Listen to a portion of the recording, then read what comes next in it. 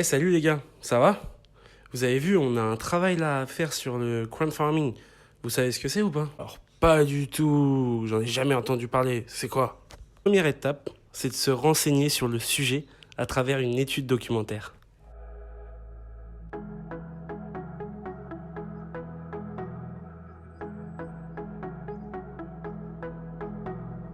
Les forces du crowdfarming, nous savons exactement ce que l'on consomme, on a un lien direct avec le producteur et cela te permet de participer à la diminution du gaspillage.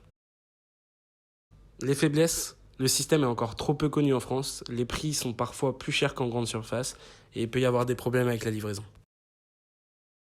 Les menaces, si le producteur fait face à de mauvaises récoltes, comment cela se passe-t-il?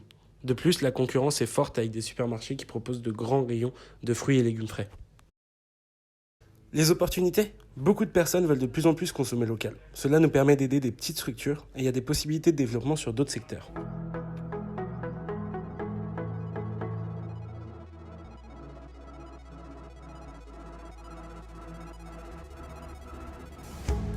Bien joué tout le monde. Notre étude documentaire est enfin terminée.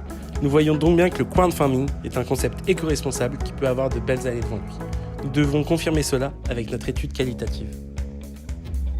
Voici les différentes étapes à respecter pour construire notre guide d'entretien.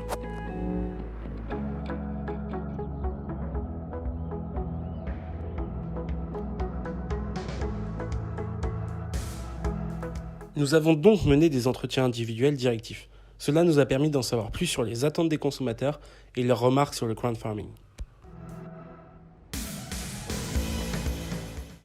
Voici les résultats de notre analyse Igrammetech. Nous avons regroupé les mots en différentes catégories qui correspondent à plusieurs points clés du crowdfarming. Nous avons également réalisé une ethnographie avec des données de plusieurs plateformes. Et voici ce qui en résulte.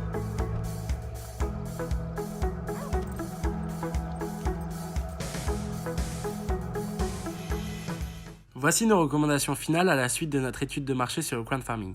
Nous pouvons dire que les prix sont justifiés même si certains produits restent chers. Il faudrait plus de transparence sur ces prix et sur la rémunération du producteur.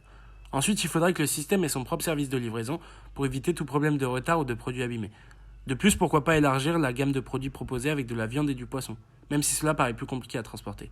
Enfin, il faudra lancer une campagne de communication massive afin de faire connaître le concept au plus grand nombre.